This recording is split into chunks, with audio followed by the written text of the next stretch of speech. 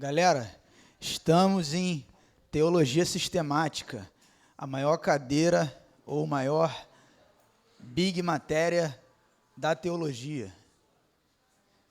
Dentro de Teologia Sistemática, vários assuntos, a gente está em escatologia.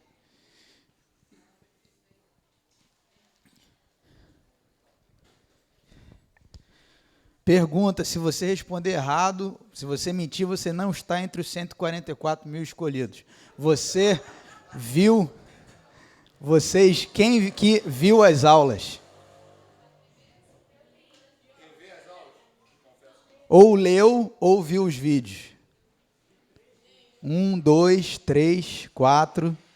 Ó, o índice tá bom. E aí, sentai-vos. Boa noite. Então, a gente tem 7 aulas. Das 7, 4 já foram. Isso significa que faltam 3, ó. Isso significa que quem já viu as aulas, é óbvio, presencialmente, está mais tranquilo porque já viu. Quem não viu, tem que ver. Qual é a outra maneira de você aprender esse conteúdo? Vendo a apostila que eu coloquei lá, que é o material que eu estou fazendo, para mim. Se você ler o material, você vai ler a aula. Basicamente é isso. Além disso, eu dei livros no início do curso para ler, que agora não vai dar tempo mais de ler. Então, o que eu recomendo? Ou veja as aulas do YouTube que já estão postadas, dessas aulas aqui mesmo. Ou leia o material, que é a apostilazinha. Essa apostila está escrito Escatologia, Plano de Aulas. Está até em PDF lá. Sério, tem que ver, não tem jeito. Está lá no grupo lá. Recentemente. Eu mandei no sábado, inclusive. As 4 aulas estão lá no vídeo, e logo depois tem uma marcação minha, aquela resposta, né, para a apostilazinha. Eu vou, no meio da aula eu envio de novo. Não precisa nem enviar de novo, só vou marcar e você vai ver que... Tá, eu vou mandar depois de novo, já com o material de hoje. A gente viu bastante coisa, já. E já tem 2 trabalhos. Desses 2 trabalhos, quais que vocês têm que fazer? Os 2. Então, um é em dupla e o outro é em grupo. Ah, eu não quero fazer em grupo, não quero fazer em dupla, quero fazer sozinho. Pode fazer. Recomendo que você faça em dupla ou em grupo, para dar menos trabalho. Principalmente o segundo. O segundo é do anticristo, também está lá no grupo. Não vou colocar aqui hoje para a gente não perder tempo. Beleza? Beleza? Beleza é amém em português, tá? Então, é isso. Amado mestre. Bom, a gente já foi no ponto 1, no ponto 2 e no ponto 3, e a gente vai agora para o ponto 4. Os principais eventos escatológicos.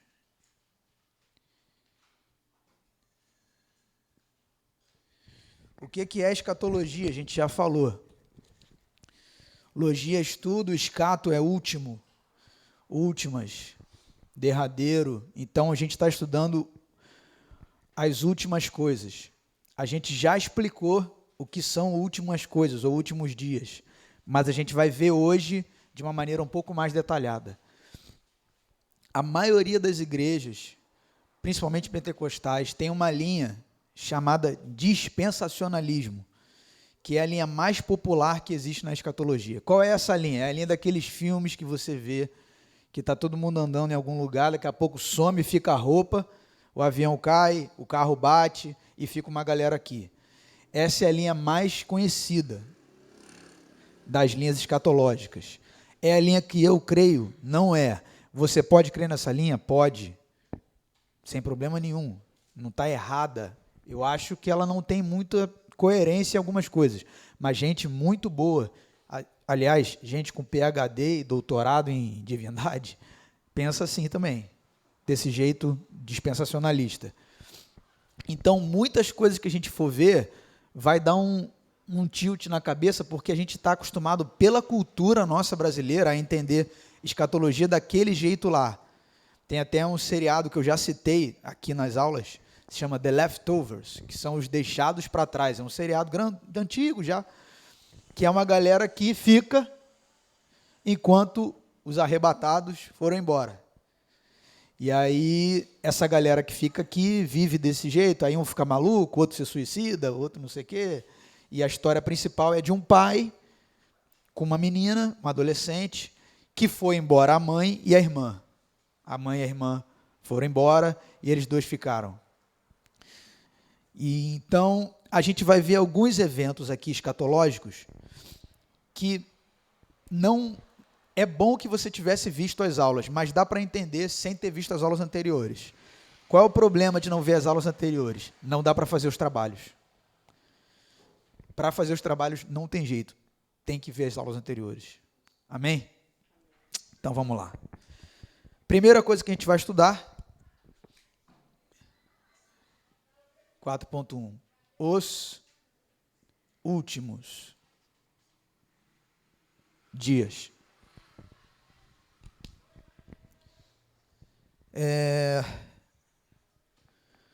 Tá com Bíblia? No celular ou de papel? Diogo, abre para mim Atos 2, 15 a 17.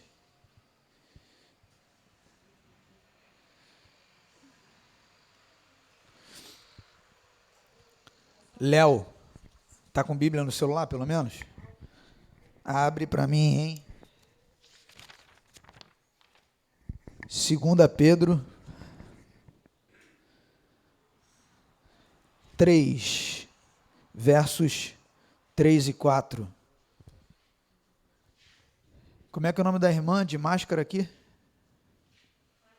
Daniele? Marielle. Tem celular? Tá com Bíblia?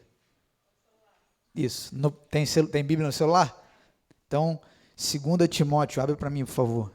2 Timóteo 3, versos 1 e 2.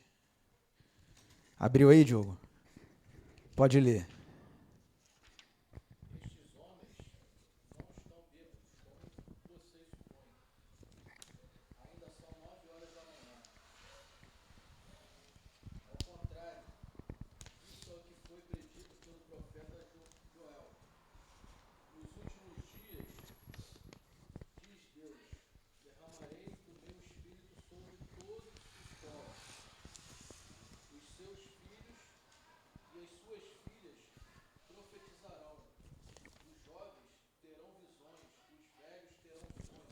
Até aí. Léo.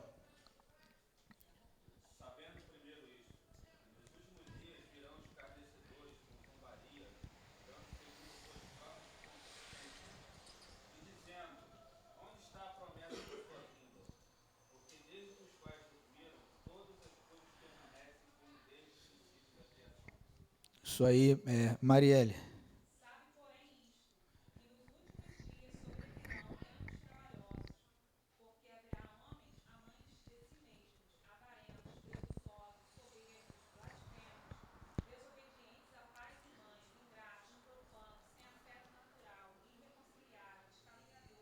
Só até aí, tá bom. A gente viu 3 textos que usam essa locução, últimos dias. Sabe, porém, isso, que nos últimos dias sobrevirão. Pedro, lá em Atos, fala, isso é o que estava predito pelo profeta Joel. Nos últimos dias, o que o Léo leu. Antes de tudo, saibam que nos últimos dias surgirão os escarnecedores. Então, o que a Bíblia chama de últimos dias? Desde que Jesus veio, são os últimos dias. Então, a primeira vinda de Jesus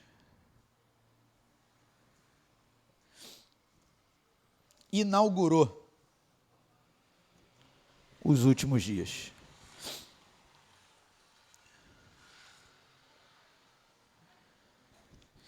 Últimos dias longos, né, irmão? Já são 2000 e varada. São os últimos dias. Por que a Bíblia chama isso de últimos dias? Por que um período tão longo são os últimos dias? Porque o principal evento escatológico da humanidade é a vinda de Jesus. Todos os profetas, há uma profecia desde Adão de que viria alguém que pisaria a cabeça da serpente. E essa pessoa veio. Quando isso foi inaugurado, começou o relógio. Clec, clec, clec, clec, clec, clec. Contagem regressiva para acabar. Para acabar o mundo? Não, para acabar uma era. Para acabar um tipo de um modo de lidar com o ser humano. Jesus disse: o reino de Deus chegou. Começou uma contagem dos últimos dias. Até aí, dúvidas? Dúvidas? Os últimos dias não são apenas um período curtinho antes de Jesus vir pela segunda vez. Os últimos dias, desde que ele veio pela primeira vez. Ok? Amém? Ok.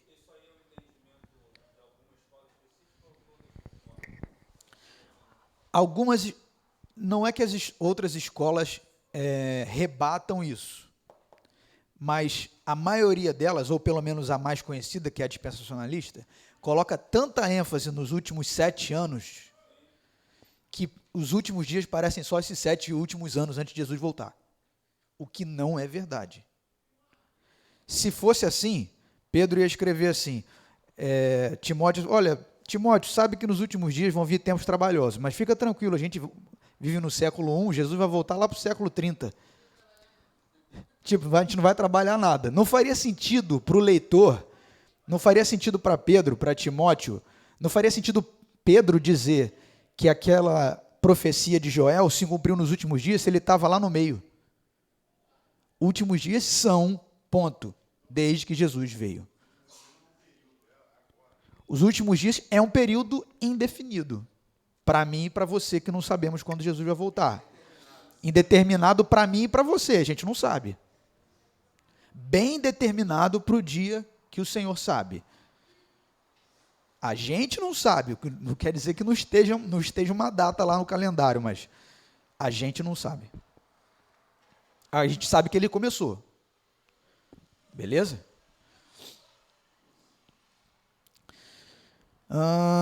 Tudo que a gente vê em escatologia acontece com mais intensidade um pouco antes de Jesus voltar. Porém, já começou a acontecer desde que Jesus veio. Deu para entender? Já começou a acontecer muitas coisas ao longo da história, considerando os últimos dias. E quando os últimos dias vão terminar? Abre para mim, Leandro, Mateus 24, 1 a 3.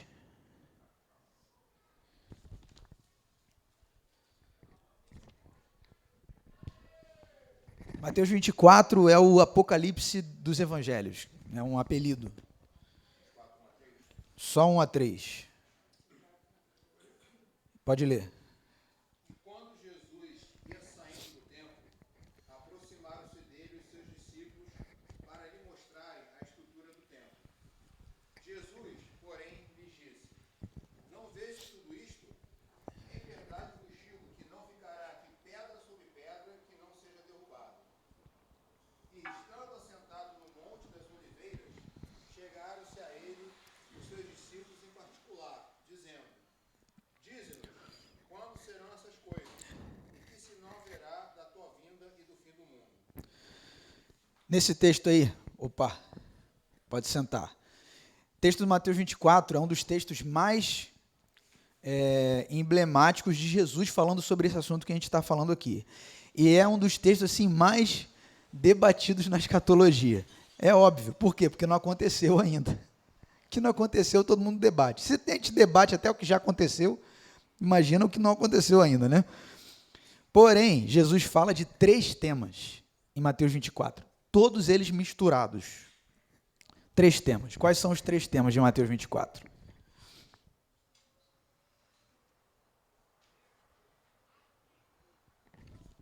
Primeiro tema, a destruição do templo.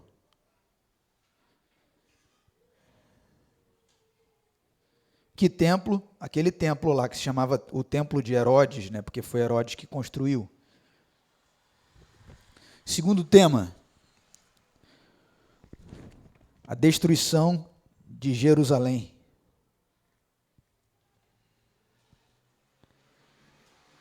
Que se deu em 70 depois de Cristo, ou seja, mais ou menos 40 anos depois de Jesus morrer e ressuscitar.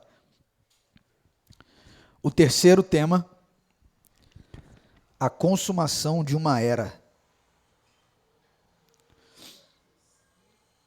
Consumação de uma era.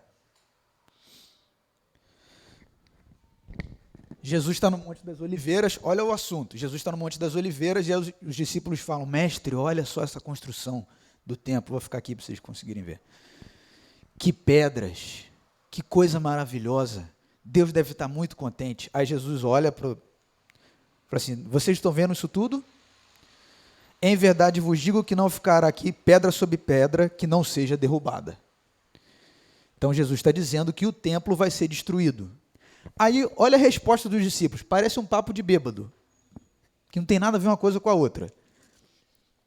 Aí os discípulos falam assim: então, chegaram os discípulos em particular e disseram: dize-nos, quando serão essas coisas? Que coisas? A destruição do templo. E que sinal haverá da tua vinda e do fim desta era? Olha o que os discípulos fizeram.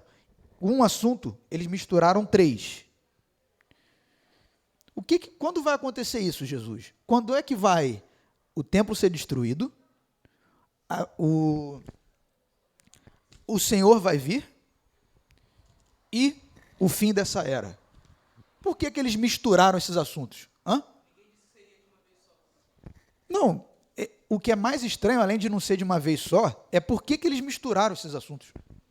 Que parece para a gente que não tem nada a ver uma coisa com a outra. O tempo pode ser destruído e o fim da era não acabar, e a era não acabar. Essas coisas não são interligadas. Na mente deles era, para o judeu, o templo é onde Deus mora. Mas não é onde ele mora simbolicamente, não. É onde ele mora mesmo. Deus mora lá dentro. Quando eles carregavam a arca no Antigo Testamento, Deus falava que morava lá. Para o judeu, isso era literal. Ele sabia que o céu dos céus não continham Deus, mas numa perspectiva religiosa deles, Deus morava lá. Se destruir o templo, vai destruir o mundo. Mas o templo já tinha sido destruído outras vezes. Ok, mas quem estava falando isso agora era o próprio Jesus. Jesus falou: isso aí vai acabar. E aí os assuntos se misturaram. Qual é o problema de Mateus 24? A maioria dos teólogos tenta pegar os pedacinhos do que ele está dizendo e falar assim: isso aqui ele está falando do templo. Isso aqui ele está falando do fim da era. Isso aqui ele está falando de Jerusalém no ano 70.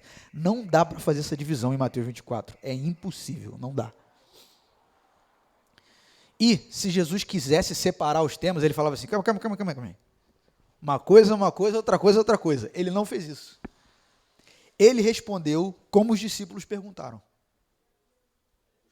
Sim. Essa pergunta dele, misturando tudo, você também fica medo, desespero do que poderia acontecer também? Sim, eles tinham. Primeiro que a expectativa deles era que Jesus viesse para instaurar um reino terreno em Israel. Então, na mente dos discípulos, Jesus não ia morrer, ressuscitar e voltar. A pergunta deles sobre qual será o da tua vinda, esse vinda aí não é a segunda vinda que a gente imagina, não. Vinda para eles é qual será o sinal da tua chegada como rei. Ou seja, quando é que você vai parar com esse negócio de amar os inimigos e tomar o lugar de Herodes lá, cortar a cabeça dele e a gente ficar? e eu ser primeiro-ministro, meu irmão ser segundo-ministro, o outro ser terceiro-ministro. A pergunta dos discípulos não tem nada a ver com o que a gente imagina. A gente, quando fala qual o sinal da tua vinda, a gente imagina, eles estão perguntando porque Jesus vai morrer, né, ressuscitar. Eles nunca acreditavam nisso não, gente. Os discípulos não acreditavam nisso não. Nenhum deles era convertido, nenhum deles. Tanto que, momentos antes, Jesus fala para Pedro, quando você se converter, estava andando com Jesus há 3 anos, quando você se converter, você vai entender o que eu estou dizendo. Eles não estavam perguntando quando Jesus ia voltar uma segunda vez depois de morto. Isso é coisa de maluco.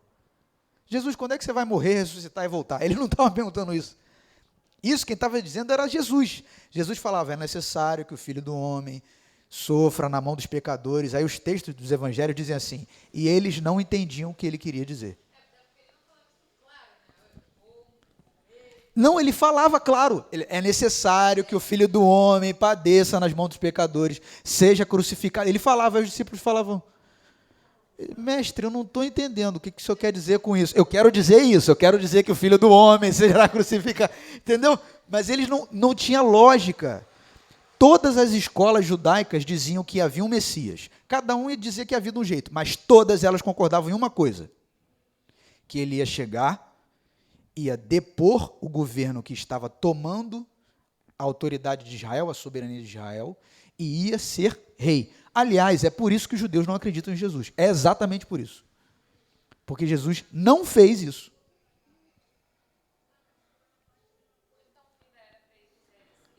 O fim da era para eles é quando vai acabar a nossa escravidão. Quando vai ser o fim dessa era que a gente está vivendo aqui? Roma está tomando conta de Israel.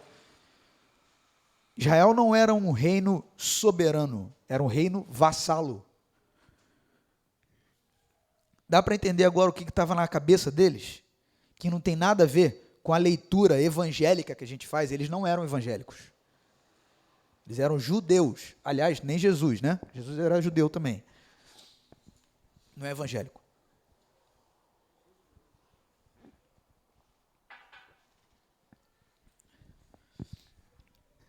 Até aí, perguntas.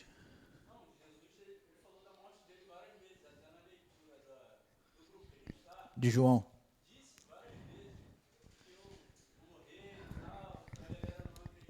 E o pessoal falava, o que o senhor quer dizer com isso?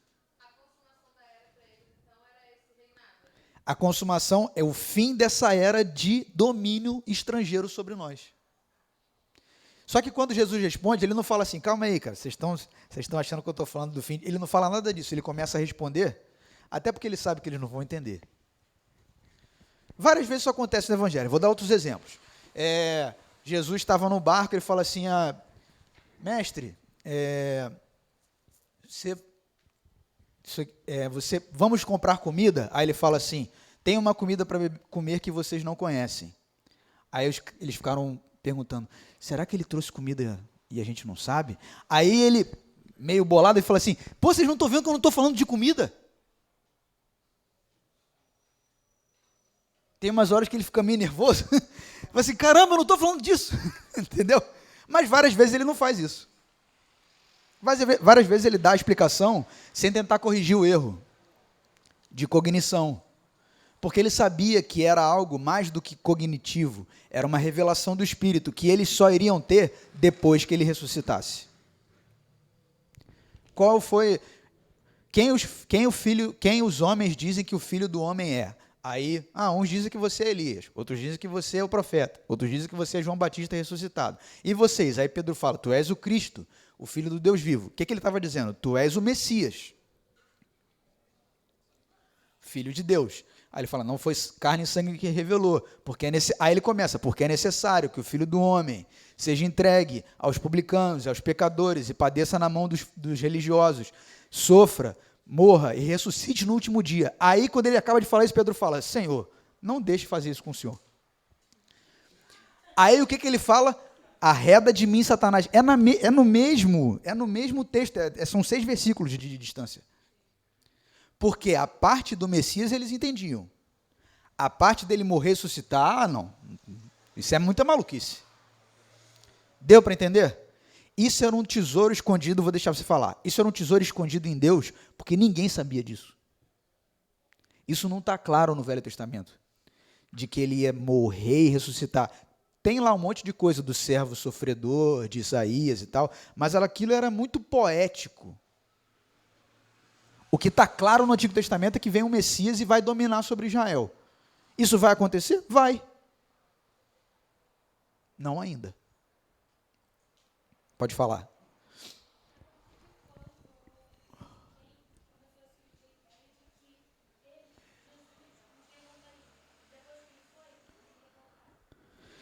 Depois que ele ressuscitou, ele falou, primeiro que ele, quando ressuscitou, o que ele disse para os discípulos antes? Me esperem em Jerusalém, que eu vou aparecer lá. O início do livro de Atos é isso. Eles estão escondidos em algum lugar, e aí os anjos, ele ressuscita, né? As mulheres vão lá no túmulo, e aí quando chega lá, as mulheres veem Jesus, não o reconhecem, pensam que é o jardineiro, porque ele tinha alguma coisa na aparência física dele que não era igual, porque não foi nenhuma, nem duas, nem três pessoas que não reconheceram ele de cara, foram várias. E aí voltaram e disseram para os discípulos que eles estavam ali. Quando as mulheres chegaram, ele falou assim, por que vocês estão esperando ele aqui? Ele não falou para você esperar em Jerusalém? Que ele ia voltar? Aí ele voltou. Quando ele foi embora, Jesus começou a acender, certo? Estavam conversando, Jesus não sei o quê, como é que vai ser aí? Daqui a pouco ele começa a subir. Aí eles passa da nuvem, aí vem um anjo e fala assim, o que vocês estão olhando para cima? Fala assim, você não viu ele subir, não? O que vocês estão olhando para cima? Esse Jesus que vocês viram subir, da mesma maneira, vai descer. O que eles esperavam? Meu irmão, uma semana e volta. Eles estavam ali, ó. Entendeu? Quando é que começou essa ideia de que ele ia voltar? Ali. Só que eles achavam que ia voltar, tá demorando um pouco mais, entendeu? Eles achavam, as cartas de Paulo, em várias delas, falavam assim, irmãos, não fiquem alarmados, que vocês acham que está demorando muito. Pô, mal sabia ele. A gente vai ver isso aqui. Porque os irmãos achavam que ele ia voltar enquanto eles estavam vivos, ué. Só que o que começou a acontecer? Vários começaram a morrer e Jesus não voltava. Porque ele foi e falou, não, já vou voltar já. Espera aí. Sustenta aí. E não voltou. Está dando para entender o grau de diferença entre o que os discípulos acreditavam na época e o que a gente lê? Amém? Vamos seguir. Caraca, eu não consegui sair do ponto 1.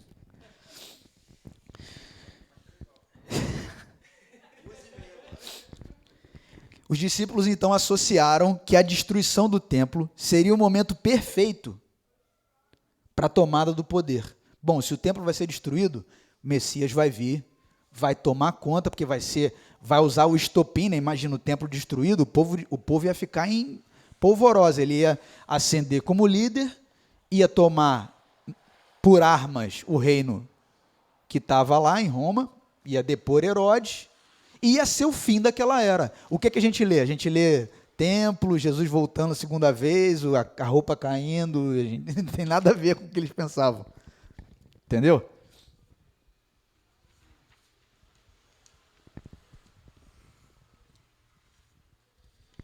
Então, vamos para...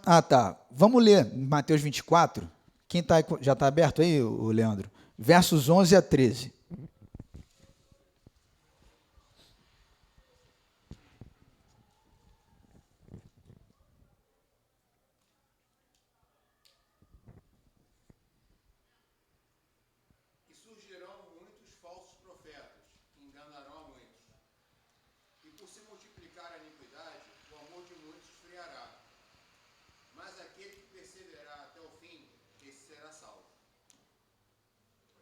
Continua, até o 13.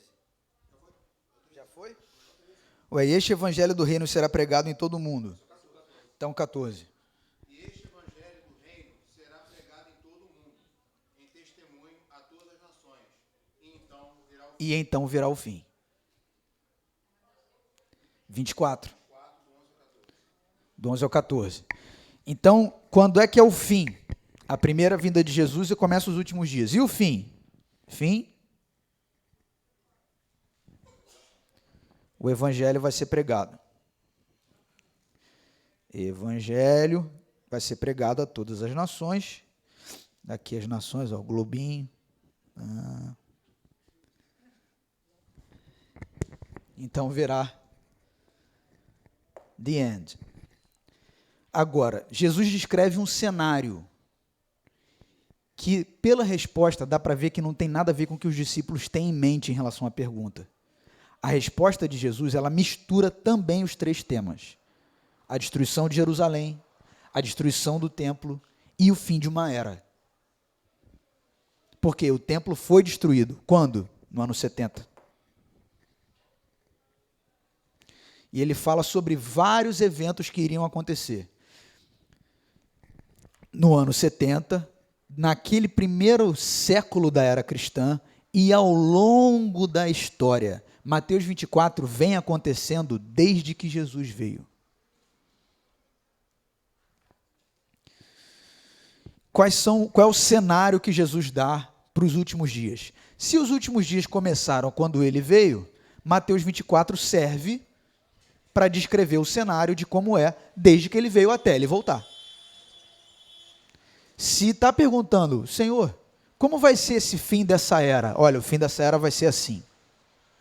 Aí ele começa a dizer como vai ser. Desde que ele veio, é assim. Como? Assim como?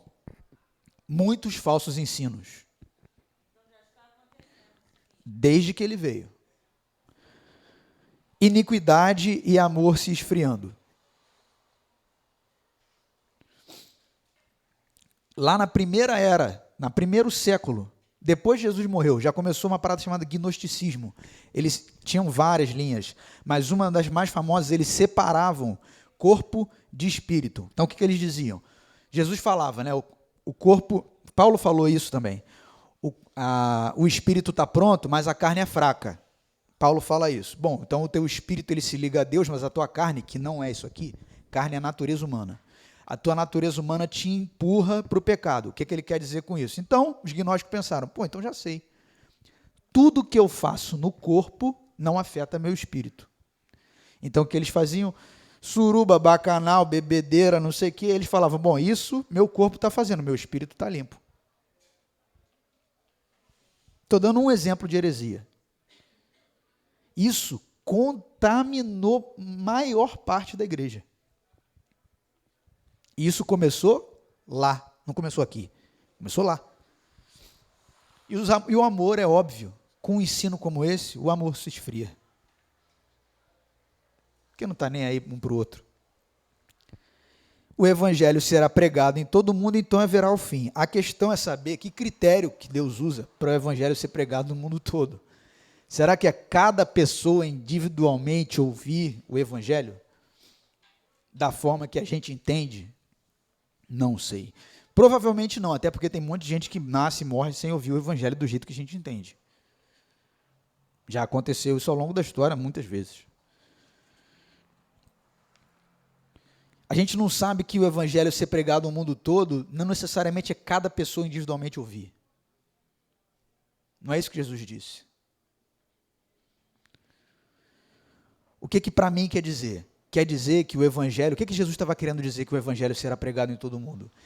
Que as boas novas não são apenas para Israel. É para todas as nações. Então, o evangelho ser pregado em todo mundo, o que Jesus estava querendo dizer? Ao meu ver. Não precisa ser o seu. Ao meu ver. Ao meu ver, Jesus estava dizendo, o que vocês estão pensando, Jesus estava dizendo assim para os discípulos, vocês estão pensando aqui, em Israel, no meio do Oriente Médio, essa nação desse tamanho. Eu estou dizendo que isso que eu estou falando vai ser pregado no mundo todo. E então virá o fim dessa era. Quando? Não sei. Aliás, ele falou que não dava para saber. Boris, abre para mim, Lucas, em 2 Tessalonicenses 2, 1 a 3. Que horas são? Quem tem hora? Ah, tá aqui. Tá. Vai até 8h15? 8h20? 8h10? Não, 2 Tessalonicenses 2, versos... Eu vou botar aqui. Não, Lucas é seu filho. 2 Tessalonicenses 2, 1-3. Pode ler.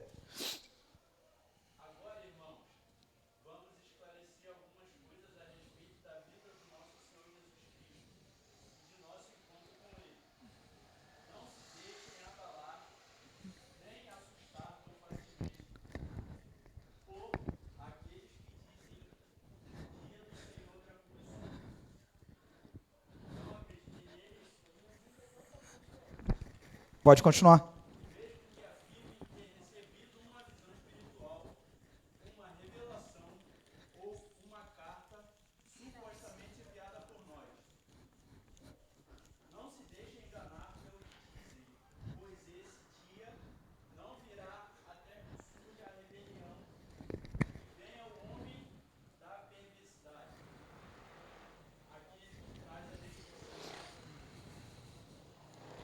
Foi? Isso.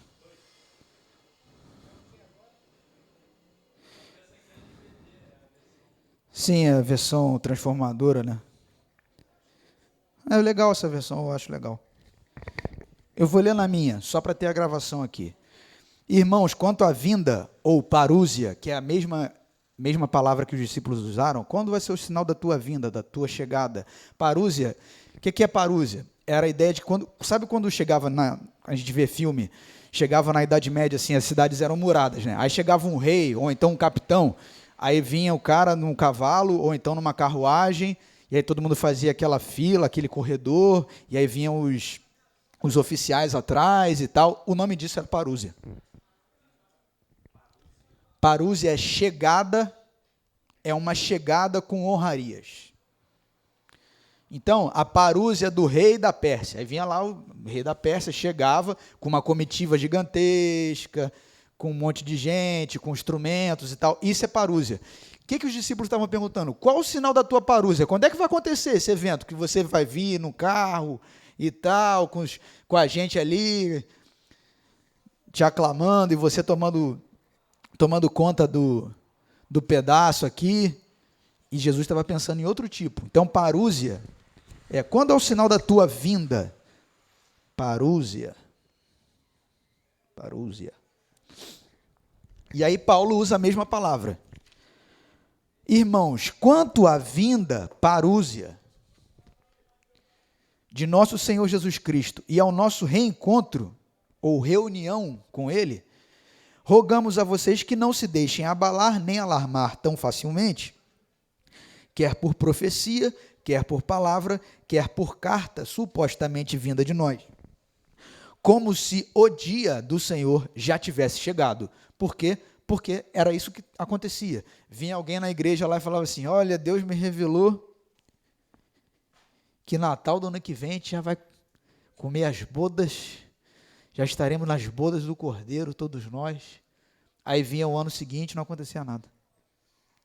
Aí mas vinha outro e falou assim: não, mas Deus me revelou que sem ser esse o outro, sem falta.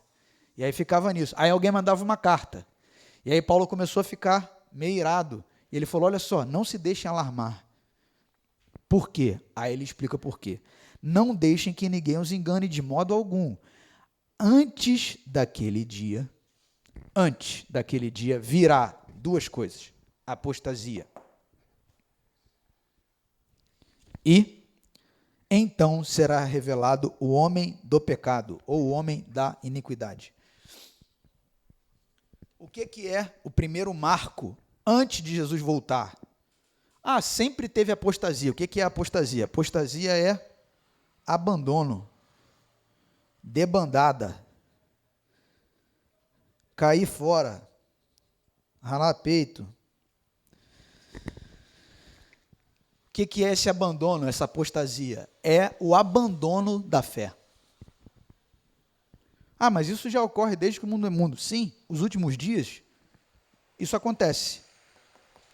Mas Paulo está dizendo de uma apostasia que vai acontecer numa escala e de um jeito nunca antes visto. Antes do Senhor vir. Lembra que Jesus dizia? E o amor de muitos se esfriará. Ao mesmo tempo, ou quase junto, o homem da iniquidade. Por isso que, segundo a linha que eu creio, e segundo uma boa parte dos teólogos, a gente acredita que o homem da iniquidade é o anticristo mesmo. E que ele é uma pessoa mesmo. Por quê? Porque ele quer imitar. Ele quer imitar o homem da verdade.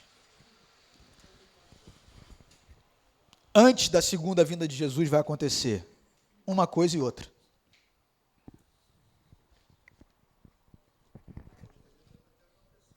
Sempre aconteceu a apostasia. A gente só não sabe o quanto ruim dá para ficar. Entendeu? A gente não sabe. E não precisa as pessoas abandonarem as igrejas. Veja bem. Pode ser que haja igrejas inteiras que já abandonaram a fé. Não necessariamente as pessoas precisam deixar a igreja evangélica para abandonar a fé. Uma boa parte da igreja evangélica já abandonou a fé há muito tempo. E isso vai ser generalizado. E, ao mesmo tempo, surge esse malandro aqui. Sim.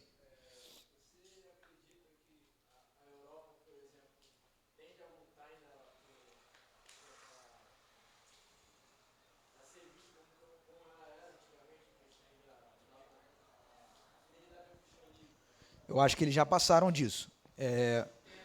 Eles são pós-cristãos, eles se denominam pós-cristãos. Um bom exemplo de apostasia, inclusive. A Europa quase toda. Eu tive na Holanda. A Holanda era um dos berços do protestantismo. País super próspero e tal. Próspero por quê? Por causa disso, inclusive. Por causa do protestantismo. Eles abandonaram a fé. As igrejas, os locais de encontro, viraram cafés, museus, salas de arte, e, enfim. Não que isso só, o fato de abandonar um prédio, eu não estou falando de abandonar um prédio é prédio, mas abandonar a fé mesmo. É um tipo de apostasia. Mas ainda não é a apostasia que a gente está esperando, vamos dizer assim. Mas é de um continente inteiro. Eu acho que nunca mais volta. Não. Eu acho. Tomara que eu esteja enganado. Mas eu acho que não. Está em Mateus 24 ainda, né? Vai para o verso 21 e 22.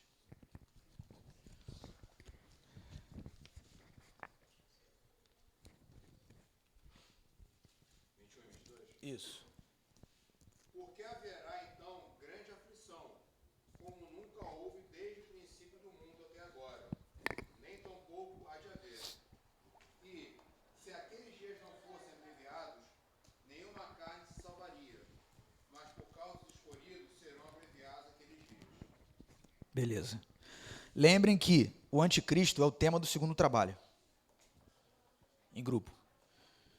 Se vocês derem uma boa estudada, aliás, a maior oportunidade de aprender no seminário, eu poderia dizer que é como duas pernas. Você pode andar com uma perna só ou com as duas. Uma perna seria você assistir às aulas, a outra fazer os trabalhos. Porque é no trabalho que você aprende. Sério mesmo. Se vocês fizerem o trabalho com vontade mesmo, vocês vão aprender bastante coisa. O trabalho é sobre isso. E por causa disso eu não vou falar sobre o anticristo. Vocês vão falar sobre o anticristo. Ué, mas o trabalho é esse. Ah, tá achando o quê? Moleza. Não vou, não. Aliás, eu já fiz o trabalho. O meu trabalho foi ditar o trabalho. Eu mandar vocês fazerem o trabalho.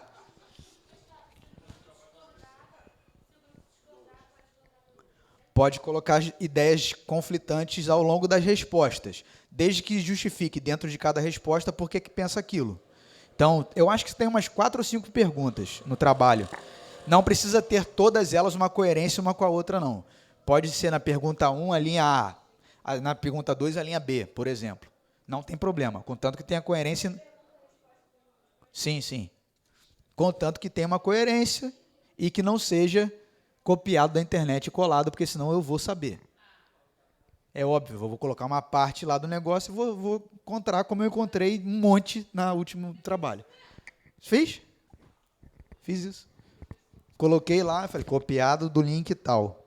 Não era copiado assim a ideia, não. Era copiado os parágrafos. Estão achando que eu nasci ontem. Então, Mateus 24, 21 e 22 diz: haverá então grande tribulação, como nunca houve desde o princípio. Para eles, para aquela geração ali, qual foi o apocalipse deles?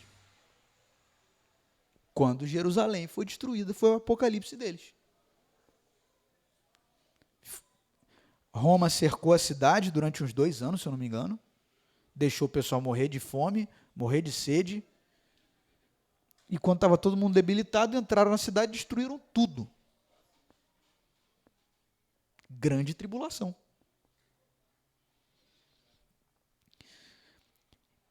Se aqueles dias não fossem abreviados, então pode ser encaixado em qualquer período da era cristã. Claro que pode. Mas a sua intensidade é notada no texto. Eu identifico que, de alguma forma, nós já estamos na tribulação, porque eu creio que cada geração vive o seu apocalipse. Vou dizer. Mas que uma forma sem precedentes de tribulação vai chegar. E a gente pode estar aqui ou não. Bem perto quando Jesus vier, bem perto da parúzia. Paulo falou, antes de chegar a parúzia, tem que chegar a apostasia e o homem da iniquidade. Nesse momento é um momento de grande tribulação. Todo mundo abandonando a fé, ao mesmo tempo vindo um líder que fala a linguagem do que todo mundo gosta, e a igreja ficando cada vez mais minguada e mais assediada, mais perseguida, principalmente pelos de dentro. Calma aí, deixa eu responder a Juliana primeiro. E será tão intenso que o Senhor abreviará aqueles dias, senão ninguém sobreviverá. Como? Serão abreviados no sentido de, se aqueles dias de intensa perseguição fossem deixados acontecer, ninguém ia suportar a quantidade de perseguição. E Deus, por misericórdia, abrevia e volta. E Jesus volta. E leva os dele. Segundo uma linha bem conhecida, que é a dispensacionalista, antes disso acontecer, a gente é arrebatado.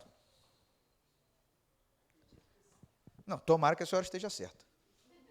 Não, é sério. Eu espero que a senhora esteja certa. Eu não acredito nisso.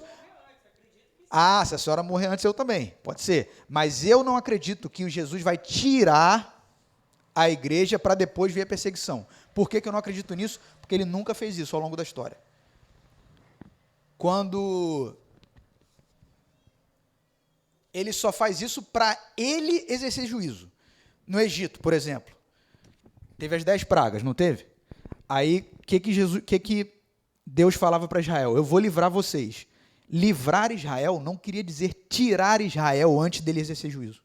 Ele exercia juízo, muitos desses juízos eles padeciam, porque quando a água virou sangue para o egípcio, virou sangue para o israelita, mas Deus os guardava na tribulação, não tirava eles dali. Depois que ele fez tudo o que ele tinha para fazer, aí sim ele tirou. E é isso que eu acho que vai acontecer. Depois que tudo estiver consumado, que vier a perseguição, que vier o homem da iniquidade, aí Jesus vem. O que ele falou para Abraão? Para Abraão não, para Noé. Olha só, cara, você vive no meio de um povo iníquo. Eu vou vir com juízo. Quando Deus vem com juízo, mas enquanto Deus não vem com juízo, Noé vivia no meio de uma geração perversa. E Deus não tirou ele antes de destruir. Qual é a ideia de retirar os cristãos para Deus? Retirar antes dele Deus exercer juízo. E não do anticristo perseguir, e não da apostasia. Isso tudo acontece e a gente está aqui.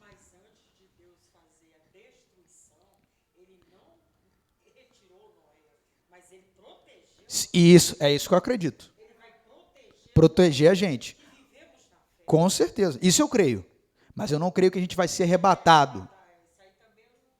Entendeu? Mais uma. A gente vai ser arrebatado. A questão não é essa. A questão é se a gente vai ser arrebatado antes desse período de tribulação. Eu acredito que não. E eu espero que a senhora esteja certa e eu errado. Espero mesmo. Que bom. Mas a senhora pode defender isso. Eu é que não acredito. A maioria dos teólogos, principalmente da igreja pentecostal, acredita nisso.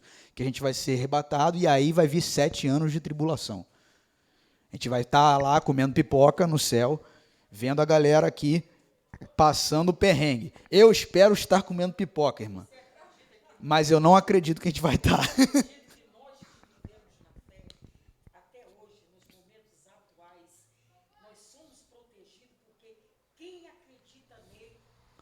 Com certeza, com certeza, com certeza, com certeza. Esse negócio de pandemia, por exemplo, a senhora está certa, é isso mesmo.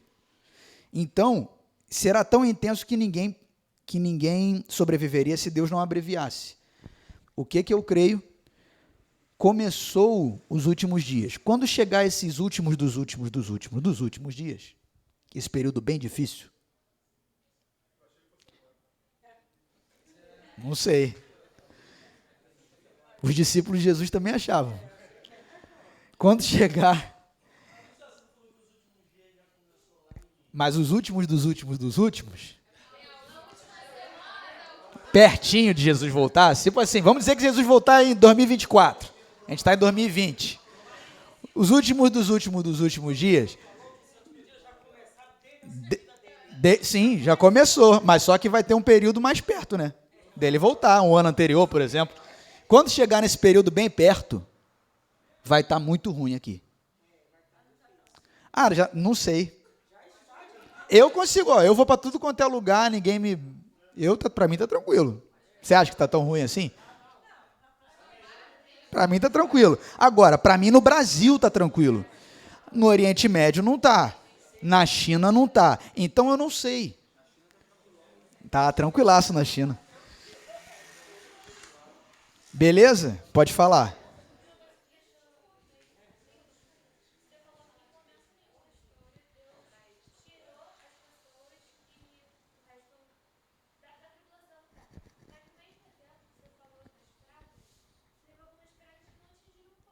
Sim, mas eles estavam lá.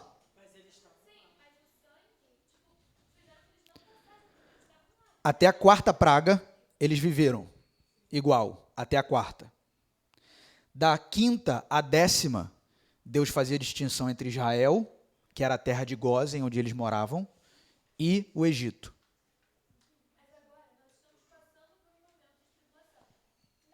Sim. Sim. Sim, mas não foi isso que ele fez. Eu não estou dizendo que Deus não livra o povo dele. É exatamente o contrário que eu estou dizendo. Eu estou dizendo que Deus livra o povo dele. Eu estou dizendo que ele não tira, arrebata o povo voando e aí faz o juízo. Não é isso que ele faz. Ele deixa a gente aqui. Aliás, começou a Covid, você mora onde? Maria Paula, você está morando aonde agora? No céu? Não, você está aqui em Maria Paula. Mas Deus te livra aqui. O seu vizinho pode ter, o seu vizinho pode se ferrar, você não. Então,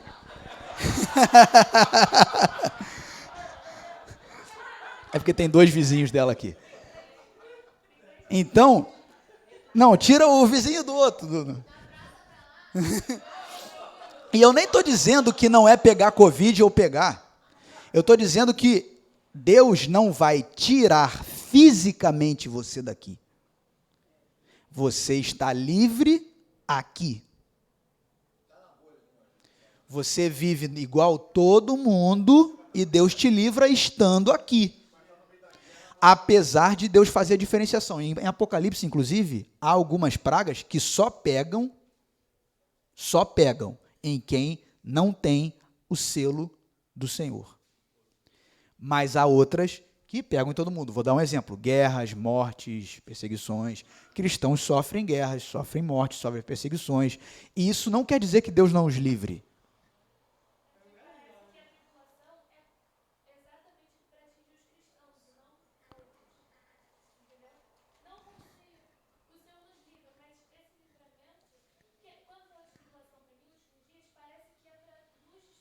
Não, não é.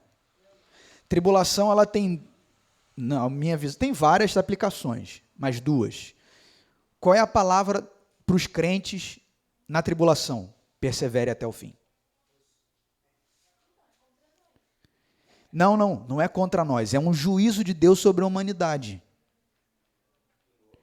Quem crê será salvo. Nós estaremos aqui, mas nós cremos.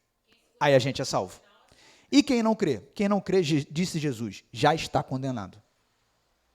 Vem a tribulação, você crê, eu creio, a gente sabe, a gente vive uma outra realidade, mesmo passando pela tribulação. Não é para nos destruir. Agora, uma coisa que acontece em toda a tribulação ao longo da história, se definem os papéis.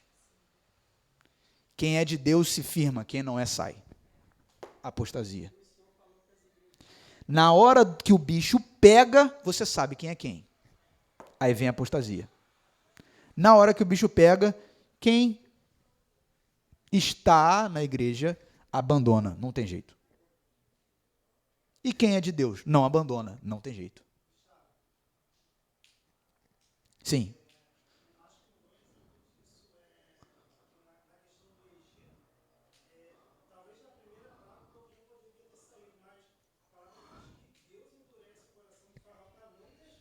Sim.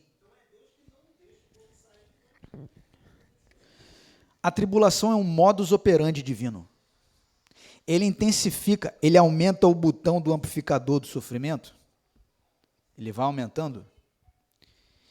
E se define quem é quem.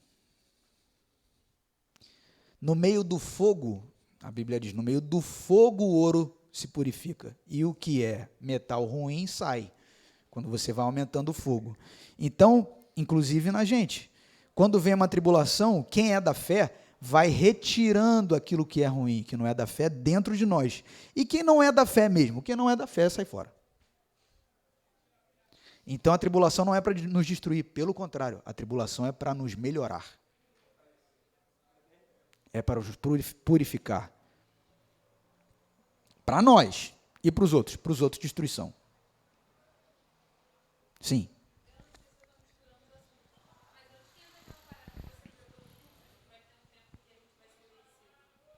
Sim, o tempo que a gente vai ser vencido é esse do anticristo, que vocês vão fazer o trabalho.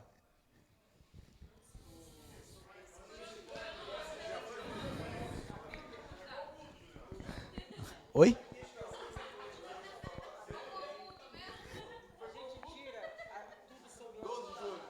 Sim. O YouTube, se tiver alguém explicando a Bíblia, lá no YouTube, amém. Mas tenta evitar pessoas que, não, o anticristo é da Rússia, evita esses negócios, que vão viajar. Vê alguém que fale sobre a Bíblia, que vai facilitar o estudo. Eu falei num culto sobre isso, mas eu não falei um monte de coisa que eu perguntei. Fala.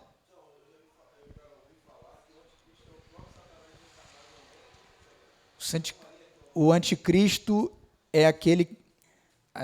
Apocalipse diz que a besta que emerge do mar, que é o anticristo, Satanás entra nele. Então ele não manda um funcionário terceirizado. Ele próprio entra. Qual foi o outro momento em que isso aconteceu na história? Estavam 12 pessoas sentadas numa mesa, comendo uma comida. E Satanás entrou em Judas. E ele não fez isso. Satanás entrou em Judas e ele ficou exatamente do jeito que ele estava. Se levantou e foi vender Jesus. Foi isso que ele falou. Foi isso que ele fez. E Jesus, quando ele levantou, falou assim, o que você tiver para fazer, faça logo. Os discípulos, a Bíblia diz, falam assim, é porque como ele tinha o dinheiro, os discípulos acharam que ele deve estar indo comprar comida. Você vê o nível de percepção dos discípulos, era ótimo. Entendiam tudo certo. Um nível assim, ó, galera, Jesus estava bem. Aí Judas levantou, Jesus falou para ele, o que você tiver que fazer, faz logo. Aí ele, pode deixar. Satanás entrou nele. Sim. Então, a besta, sim, dentro, pode ser. Eu até acho que é também. Mas, não. É porque a besta que emerge do mar é uma figura de Apocalipse. De Apocalipse. Mas isso aí é do trabalho, a senhora que vai fazer. Que horas são? 8h12. Vamos começar só o próximo assunto, que é um assunto leve, tranquilo. Ai.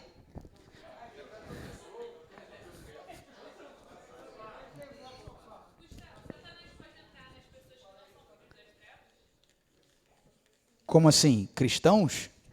Gente que é nascida de novo?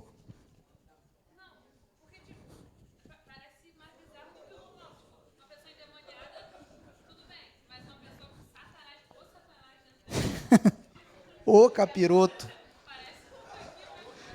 Então, a gente não tem muito, a Bíblia ela não se ocupa muito de falar disso. Quando Satanás em pessoa, vamos dizer assim, né, em espírito, entra em alguém. A gente tem poucas. Uma é essa, Judas. Por quê? Porque para atrair o próprio Cristo, né, meu irmão, tem que ser o cara, né? Ele não pode mandar um terceirizado. Tem que ser ele. E para ser o anticristo, porque muitos anticristos já apareceram, mas isso é o trabalho de vocês vão fazer. Gente, para de me perguntar sobre o anticristo, que eu não vou responder mais. Calma aí, vou deixar falar. Rodrigão, Queca, depois Cláudio. Também, né? João perguntou assim, quem vai te trair, Senhor? Eu estava do lado dele, né? Que eles comiam meio que deitados, assim, com o cotovelo, não tinha cadeira, banco, aquela imagem da última ceia do pessoal sentado num banco, que não existe. Era uma mesa pequena, baixa, eles sentados assim. João estava aqui, Jesus estava aqui.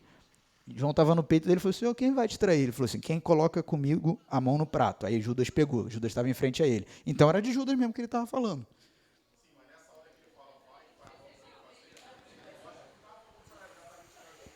Também para Satanás, também. Não só para Judas, porque Judas ele não foi. A gente imagina que quando Satanás entra em alguém, a pessoa perdeu a razão e deu um blackout. Não, ela está sabendo o que ela está fazendo. Judas sabia muito bem o que estava fazendo. Ele não estava assim, Satanás entrou nele, ele pum, virou um androide, o olho ficou preto. Sabe aqueles filmes que o cara fica com o olho preto, aí ele é dominado, e depois que ele traiu Jesus, ele, o que eu fiz mesmo? Ih, rapaz, eu estava num jantar agora há pouco. Foi isso não. Depois que ele traiu Jesus, o que ele fez? De remorso se enforcou. Porque ele sabia o que ele estava fazendo. 5 minutos. Tá, Queca. Sim. Sim. Abreviados os dias.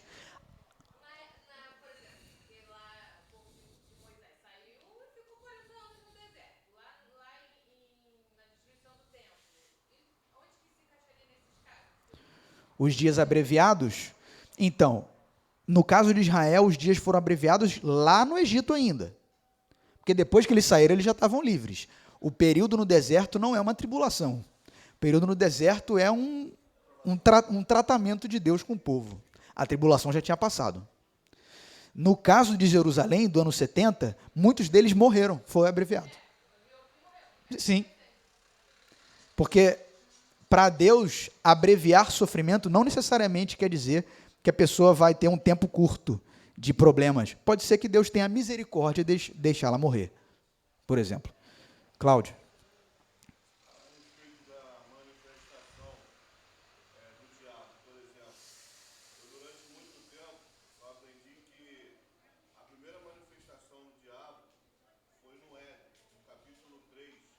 Serpente. Eva.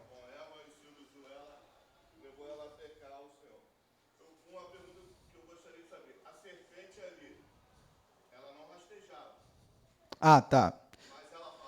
Então, depende do que você acredita, se aquilo é literal ou figurado. Uma boa parte. Primeiro que não tinha um jornalista lá, né? Vá lá, o que ela falou mesmo? Não tinha lá um colunista. Ninguém sabe. Quem escreveu aquele livro? Em tese, Moisés, por uma tradição oral. Então aquilo foi passando de geração em geração. O que aconteceu exatamente ali? Ninguém sabe. O que se sabe é as aplicações espirituais daquilo todas são válidas. Agora, se existia literalmente uma serpente que veio andando com duas perninhas e foi falar com Adão e com Eva, eu não tenho a menor dificuldade de acreditar nisso. Eu não tenho a menor dificuldade de acreditar numa serpente falante. Jesus ressuscitou. O resto todo, para mim, é água. Entendeu? O cara morreu, ressuscitou e está vivo. Para mim, uma serpente falar, mole. Agora, isso necessariamente tem que ter acontecido? Não. Isso é importante? Não. O que é importante saber? Que o homem passou por um processo de olhar para o que Deus disse para ele não fazer e tomou a decisão consciente de fazer. Você acredita que o livro de Gênesis é uma ilustração? Em parte, acho que sim. Caiu. Agora, se foi exatamente assim, eles estavam num jardinzinho que tinha uma maçã e não sei o quê. Não, aí eu não sei. Entendeu?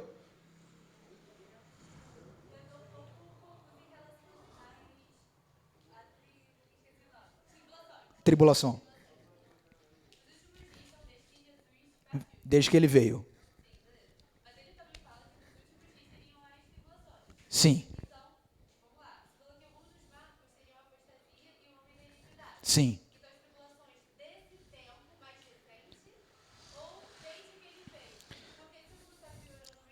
As duas coisas. Os cumprimentos escatológicos, eles são assim.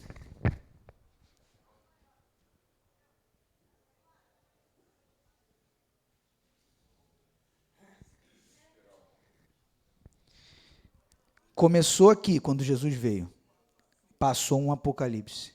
Passou o segundo. Passou o terceiro. Passou o quarto. Desde que ele veio, tem apostasia? Tem. E tem homens da iniquidade? Vários.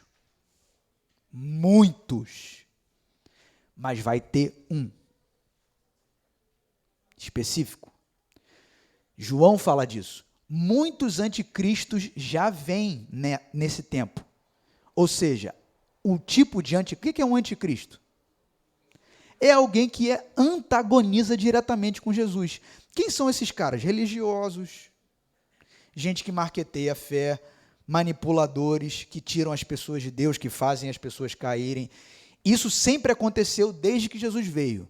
Então, há cumprimentos parciais da palavra, mas vai aumentando, vai aumentando, vai aumentando até que chega a um ponto de não ter jeito, que Jesus tem que voltar. Aí o dia tem que ser abreviado, porque senão não tem jeito.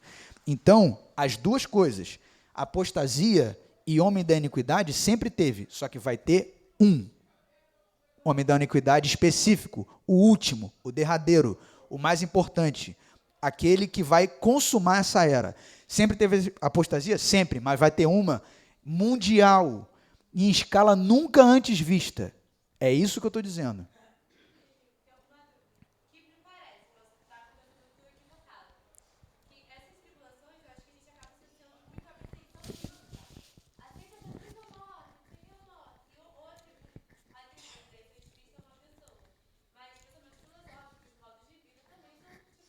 São.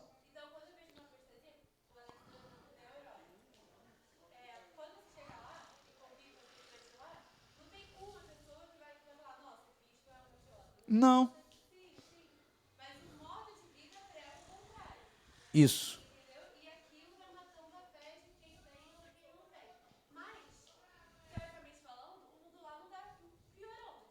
Sim.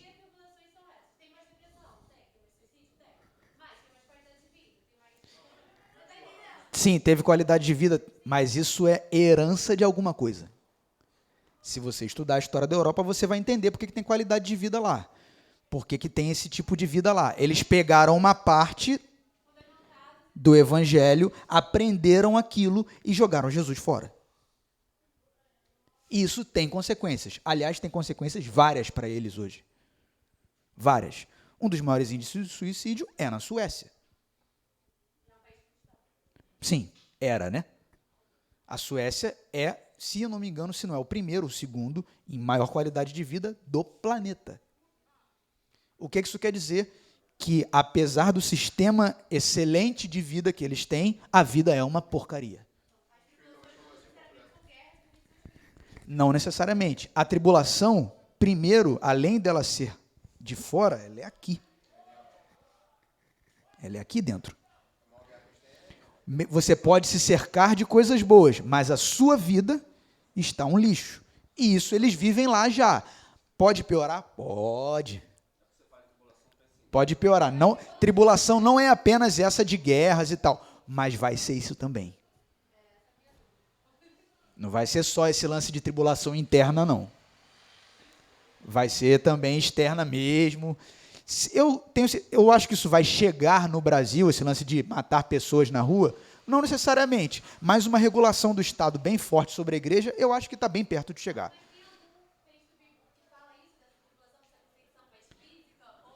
Jesus fala, virão guerras, rumores de guerras, e isso não é o fim. Então, depende da tua leitura sobre o texto. Eu acho difícil uma tribulação que seja só interna. Isso nunca aconteceu na história, as tribulações são externas também. Só essa, assim, intelectual, só espiritual ou só externa, essas coisas andam juntas. Entendeu? Então eu não acho que vai ser só algo assim do espírito que a gente sente, não. Vai ser a gente mesmo. Por exemplo, se daqui a algum tempo vier uma segunda onda de Covid, vou dar um exemplo. Vamos começar, por exemplo, a cadastrar a igreja. Só a igreja cadastrada pode funcionar, autorizada. Vamos dizer que a gente não esteja nos padrões, a gente não funciona. Aí ou a gente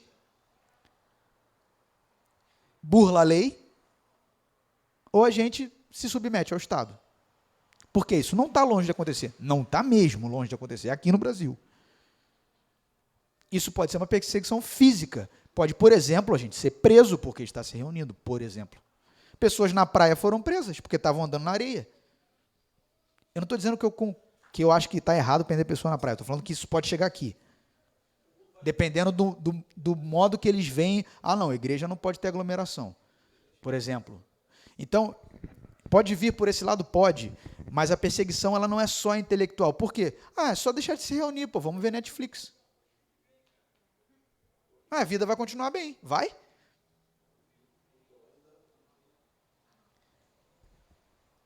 Apostasia, a gente vai abandonando a fé, entendeu? Mateus 24. Tem vários, mas esse é o principal. Gente, são 8h25, acabou. Até a próxima aula. Por favor, vejam as aulas e leiam o texto que eu mandei, que é o texto da apostila. Eu vou mandar hoje ela atualizada, ok? Fiquem com Deus, até a próxima aula. Boa aula com o pastor João aí. Vai ser uma aula mais leve, espero.